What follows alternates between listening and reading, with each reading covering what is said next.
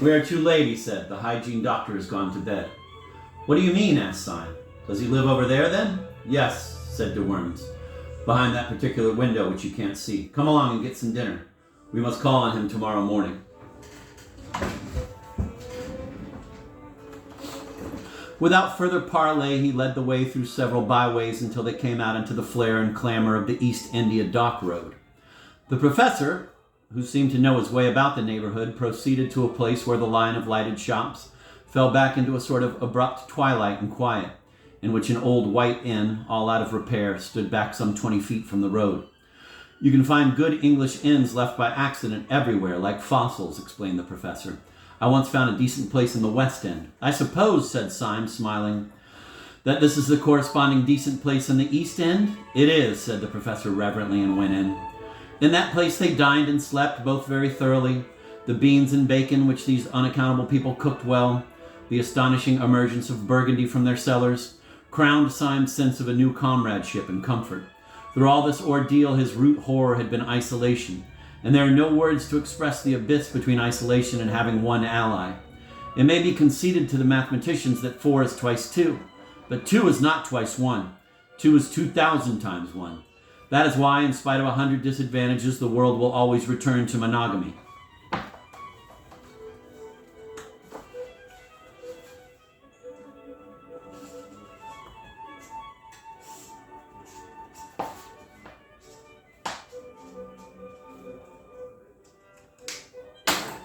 I'm going to reread that.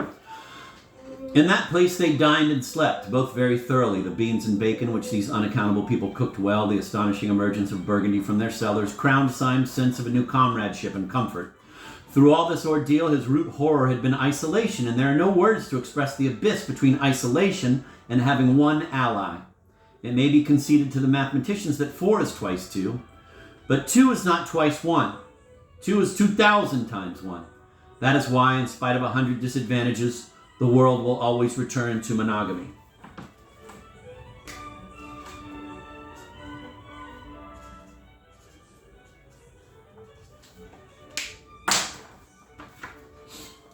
Syme was also able to pour out for the first time the whole of his outrageous tale from the time when Gregory had taken him to the little tavern by the river. He did it idly and amply, in a luxuriant monologue, as a man speaks with very old friends. On his side also, the man who had impersonated Professor de Worms was not less communicative. His own story was almost as silly as Syme's. That's a good get-up of yours, said Syme, draining a glass of Macon. A lot better than old Gogol's. Even at the start I thought he was a bit too hairy. A difference of artistic theory, replied the professor pensively. Gogol was an idealist. He made up as the abstract or platonic ideal of an anarchist. But I am a realist. I am a portrait painter. But indeed, to say that I am a portrait painter is an inadequate expression. I am a portrait. I don't understand you, said Syme. I am a portrait, repeated the professor. I am a portrait of the celebrated Professor de Worms, who is, I believe, in Naples. You mean you are made up like him, said Syme. But doesn't he know that you are taking his nose in vain? He knows it right enough, replied his friend cheerfully. Then why doesn't he denounce you? I have denounced him, answered the professor. Do explain yourself, said Syme. With pleasure, if you don't mind hearing my story, replied the eminent foreign philosopher. I am by profession an actor, and my name is Wilkes. When I was on the stage, I mixed with all sorts of bohemian and blackguard company. Sometimes I touched the edge of the turf, sometimes the riffraff of the arts, and occasionally the political refugee. In some den of exiled dreamers, I was introduced to the great German nihilist philosopher, Professor de Worms.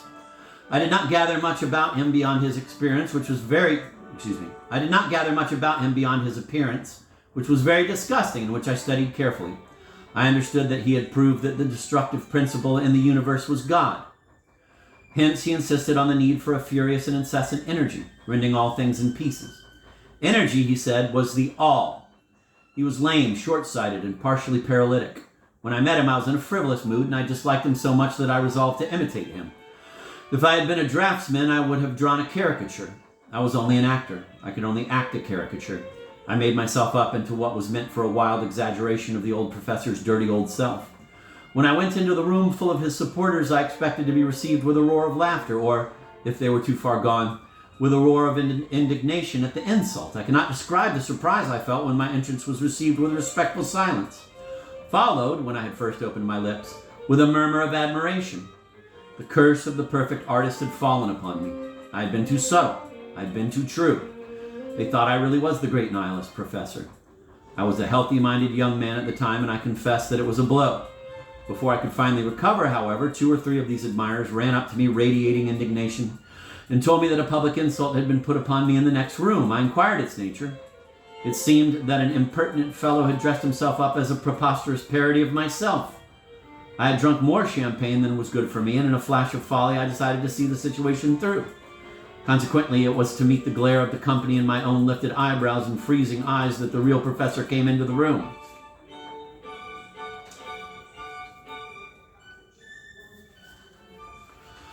I need hardly say there was a collision. The pessimists all round me looked anxiously from one professor to the other professor to see which was really the more feeble. But I won. An old man in poor health like my rival could not be expected to be so impressively feeble as a young actor in the prime of life. You see, he really had paralysis, and working within this definite limitation, he couldn't be so jolly paralytic as I was. Then he tried to blast my claims intellectually. I countered that by a very simple dodge. Whenever he said something that nobody but he could understand, I replied with something which I could not even understand myself. I don't fancy, he said, that you could have worked out the principle that evolution is only negation, since there inheres in it the introduction of lacuna, which are an essential of differentiation. I replied quite scornfully, "You read all that up in Pickenworts. The notion that involution functioned eugenically was exposed long ago by Glump. It is unnecessary for me to say that there never were such people as Pinkworts and Glump, but the people all around, rather to my surprise, seemed to remember them quite well, and the professor, finding that the learned and mysterious method left him rather at the mercy of an enemy slightly deficient in scruples, fell back upon a more popular form of wit. 'I see,' he sneered. 'You prevail like the false pig in Aesop.' 'And you fail,' I answered, smiling, 'like the hedgehog in Montaigne.' Need I say that there is no hedgehog in Montaigne? 'Your claptrap comes off,' he said. 'So would your beard.' I had no intelligent answer to this, which was quite true and rather witty. But I laughed heartily, answered, 'Like the pantheist's boots,' at random, and turned on my heel with all the honors of victory. The real professor was thrown out, but not with violence, though one man tried very patiently to pull off his nose. He is now, I believe, received everywhere in Europe as a delightful impostor.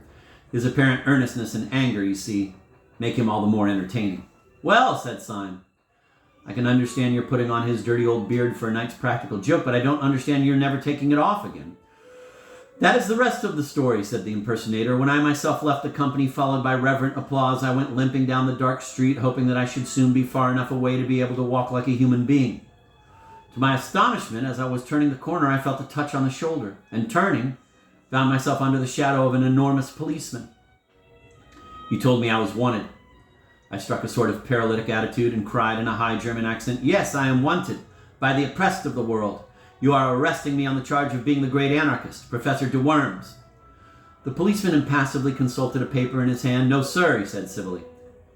'At least, not exactly, sir. I am arresting you on the charge of not being the celebrated anarchist, Professor de Worms.' This charge, if it was criminal at all, was certainly the lighter of the two, and I went along with the man, doubtful but not greatly dismayed. I was shown into a number of rooms, and eventually into the presence of a police officer, who explained that a serious campaign had been opened against the sinners of anarchy, and that this, my successful masquerade, might be of considerable value to the public safety. He offered me a good salary and this little blue card. Though our conversation was short, he struck me as a man of very massive common sense and humor. But I cannot tell you much about him personally because..." Syme laid down his knife and fork. "I know," he said, "because you talked to him in a dark room." Professor de Worms nodded and drained his glass.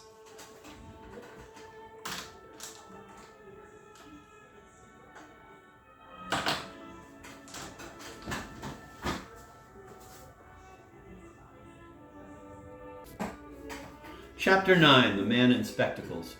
"Burgundy is a jolly thing," said the professor sadly as he set his glass down. "You don't look as if it were," said Syme. "You drink it as if it were medicine." "You must excuse my manner," said the professor dismally. "My position is rather a curious one. Inside I am really bursting with boyish merriment. but I acted the paralytic professor so well that now I can't leave off. So that when I am among friends and have no need at all to disguise myself, I still can't help speaking slow and wrinkling my forehead, just as if it were my forehead. I can be quite happy, you understand, but only in a paralytic sort of way. The most buoyant exclamations leap up into my heart, but they come out of my mouth quite different. You should hear me say, "Buck up, old cock." It would bring tears to your eyes. It does, said Syme. But I cannot help thinking that apart from all that, you are really a bit worried. The professor started a little and looked at him steadily. You are a very clever fellow, he said. It is a pleasure to work with you. Yes, I have rather a heavy cloud in my head. There is a great problem to face, and he sank his bald brow into his two hands. Then he said in a low voice, "Can you play the piano?" "Yes," said Syme in simple wonder. "I'm supposed to have a good touch." Then, as the other did not speak, he added, "I trust the great cloud is lifted?"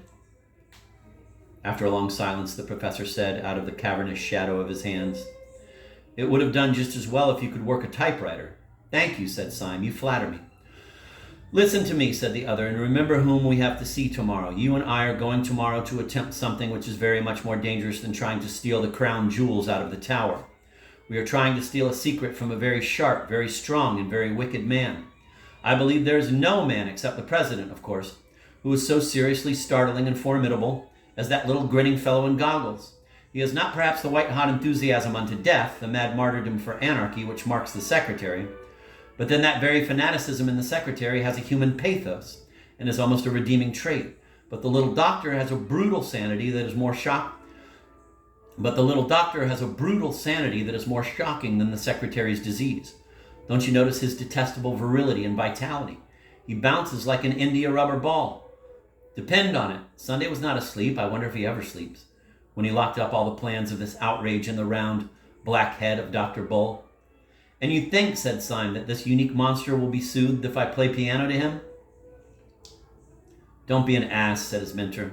I mention the piano because it gives one quick and independent fingers. Syme, if we were to go through this interview and come out sane or alive, we must have some code of signals between us that this brute will not see. I have made a rough alphabetical cipher corresponding to the 5 fingers. Like this, see? And he rippled his fingers on the wooden table. B-A-D, bad, a word we may frequently require. Syme poured himself out another glass of wine and began to study the scheme. He was abnormally quick with his brains at puzzles and with his hands at conjuring, and it did not take him long to learn how he might convey simple messages by what would seem to be idle taps upon a table or knee. But wine and companionship had always the effect of inspiring him to a farcical ingenuity, and the professor soon found himself struggling with the too vast energy of the new language as it passed through the heated brain of Syme.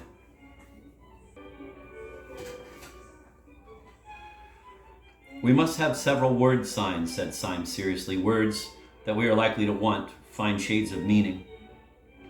My favorite word is Koval. What's yours? Do stop playing the goat, said the professor plaintively. You don't know how serious this is. Lush, too, said Syme, shaking his head sagaciously. We must have lush. Word applied to grass, don't you know? Do you imagine, asked the professor furiously, that we are going to talk to Dr. Bull about grass? There are several ways in which the subject could be approached, said Syme reflectively, and the word introduced without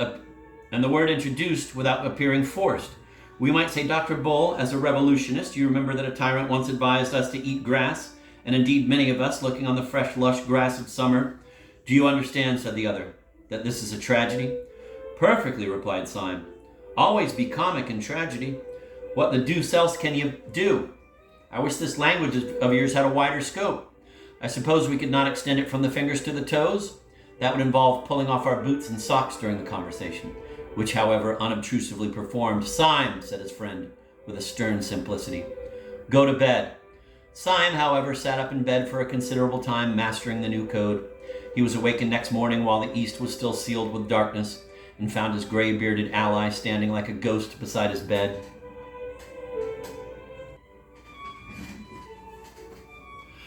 Syme sat up in bed, blinking, then slowly collected his thoughts, threw off the bedclothes, and stood up. It seemed to him in some curious way that all the safety and sociability of the night before fell with the bedclothes off him, and he stood up in an air of cold danger. He still felt an entire trust and loyalty towards his companion, but it was the trust between two men going to the scaffold.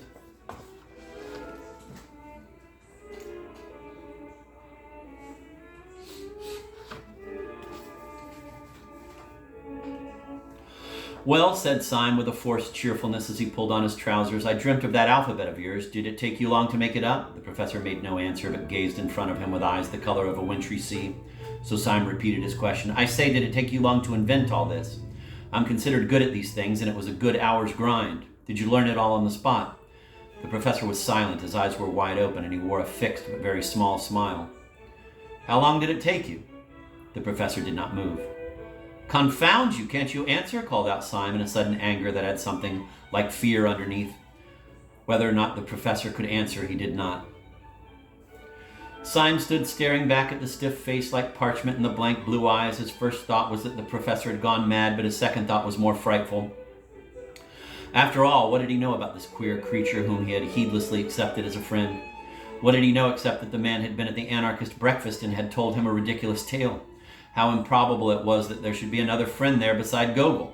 Was this man's silence a sensational way of declaring war? Was this adamantine stare, after all, only the awful sneer of some threefold traitor who had turned for the last time? He stood and strained his ears in this heartless silence. He almost fancied he could hear dynamiters come to capture him, shifting softly in the corridor outside.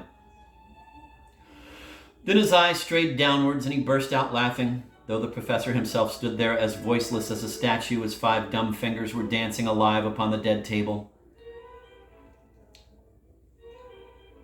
Syme watched the twinkling movements of the talking hand and read clearly the message. "I will only talk like this. We must get used to it." He rapped out the answer with the impatience of relief. "All right, let's get out to breakfast." They took their hats and sticks in silence, but as Syme took his sword stick, he held it hard. They paused for a few minutes only to stuff down coffee and coarse, thick sandwiches at a coffee stall, and then made their way across the river, which under the gray and growing light looked as desolate as Acheron. They reached the bottom of the huge block of buildings which they had seen from across the river, and began in silence to mount the naked and numberless stone steps, only pausing now and then to make short remarks on the rail of the banisters. At about every other flight they passed a window. Each window showed them a pale and tragic dawn lifting itself laboriously over London. From each the innumerable roofs of slate looked like the leaden surges of a gray, troubled sea after rain. Syme was increasingly conscious that his new adventure had somehow a quality of cold sanity, worse than the wild adventures of the past. Last night, for instance, the tall tenements had seemed to him like a tower in a dream. As he now went up the weary and perpetual steps, he was daunted and bewildered by their almost infinite series. But it was not the hot horror of a dream or of anything that might be exaggeration or delusion. Their infinity was more like the empty infinity of arithmetic, something unthinkable, yet necessary to thought. Or it was like the stunning statements of astronomy about the distance of the fixed stars. He was ascending the house of reason, a thing more hideous than unreason itself. By the time they reached Dr. Bull's landing, a last window showed them a harsh white dawn edged with banks of a kind of coarse red, more like red clay than red cloud, and when they entered Dr. Bull's bare garret, it was full of light. Syme had been haunted by a half-historic memory in connection with these empty rooms and that austere daybreak. The moment he saw the garret and Dr. Bull sitting writing at a table, he remembered what the memory was, the French Revolution. There should have been the black outline of a guillotine against that heavy red and white of the morning. Dr. Bull was in his white shirt and black breeches only. His cropped dark head might well have just come out of its wig. He might have been Marat or a more slipshod Robespierre. Yet when he was seen properly, the French fancy fell away. The Jacobins were idealists. There was about this man a murderous materialism. His position gave him a somewhat new appearance. The strong white light of morning coming from one side, creating sharp shadows, made him seem both more pale and more angular than he had looked at the breakfast on the balcony. Thus the 2 black glasses that encased his eyes might really have been black cavities in his skull, making him look like a death's head. And indeed, if ever Death himself sat writing at a wooden table, it might have been he. He looked up and smiled brightly enough as the men came in and rose with the resilient rapidity of which the professor had spoken. He set chairs for both of them and, going to a peg behind the door, proceeded to put on a coat and waistcoat of rough, dark tweed. He buttoned it up neatly and came back to sit down at his table. The quiet good humor of his manner left his two opponents helpless. It was with some momentary difficulty that the professor broke silence and began. "I'm sorry to disturb you so early, comrade," said he, with a careful resumption of the slow de Worms manner. "You have no doubt made all the arrangements for the Paris affair." Then he added with infinite slowness, "We have information which renders intolerable anything in the nature of a moment's delay."